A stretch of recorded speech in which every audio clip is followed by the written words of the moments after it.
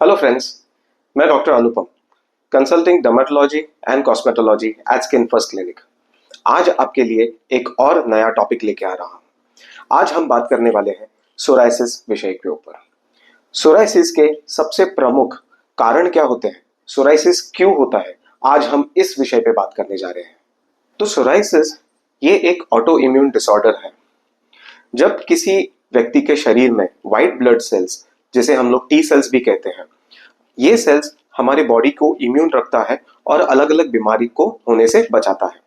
लेकिन अगर immune system में अगर गड़बड़ी हो जाती है कुछ, तो यही टी सेल्स हमारे स्किन के सेल्स को अटैक करते हैं, जिसके वजह से हमारा स्किन सेल्स मैक्सिमम क्वांटिटी में बनना शुरू होता है। इसी प्रक्रिया को हम सोराइसिस कहते हैं। इसके अलावा एक और इंफॉर्मेशन भी है। ऑटो इम्यून डिसऑर्डर की वजह से हमारी जो स्किन साइकिल होती है, एक नॉर्मल स्किन साइकिल 28 डेज की होती है, जिसमें कुछ अबनॉर्मेलिटी होने की वजह से ये साइकिल 3 से 4 दिन में कंप्लीट हो जाता है।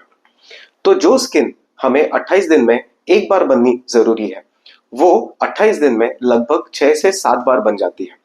तो मैक्सिमम स्किन का जो जनरेशन है, ये फ्लेकीनेस के रूप में आपके स्किन के ऊपर दिखाई देता है।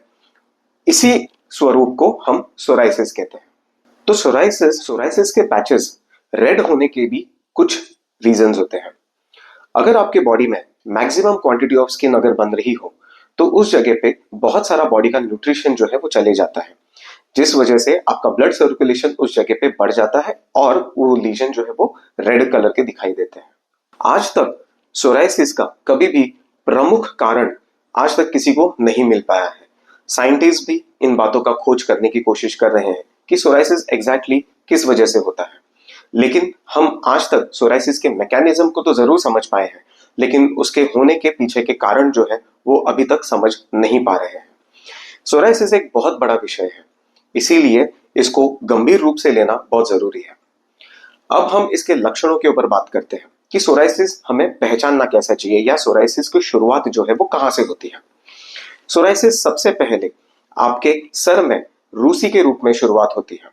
अब ये जो रूसी है, ये कोई नॉर्मल पाउडरिश फॉर्म में नहीं होती, ये फ्लेकीनेस के स्वरूप में रहती है और धीरे धीरे करके आपके स्कैल्प में इस फ्लेकीनेस का बढ़ना स्टार्ट हो जाता है, इचिंग स्टार्ट हो जाती है।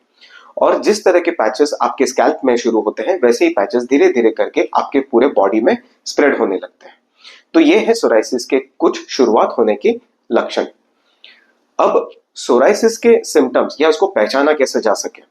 अगर बॉडी के ऊपर भी अगर आपको इसी तरह के कुछ पैचेस आते हो, तो ये पैचेस ड्राई होते हैं, रेड कलर के होते हैं और सिल्वरिश कलर के ड्राई स्किन जो है वो उसके ऊपर से निकलती रहती है और माइल्ड इचिंग होती है।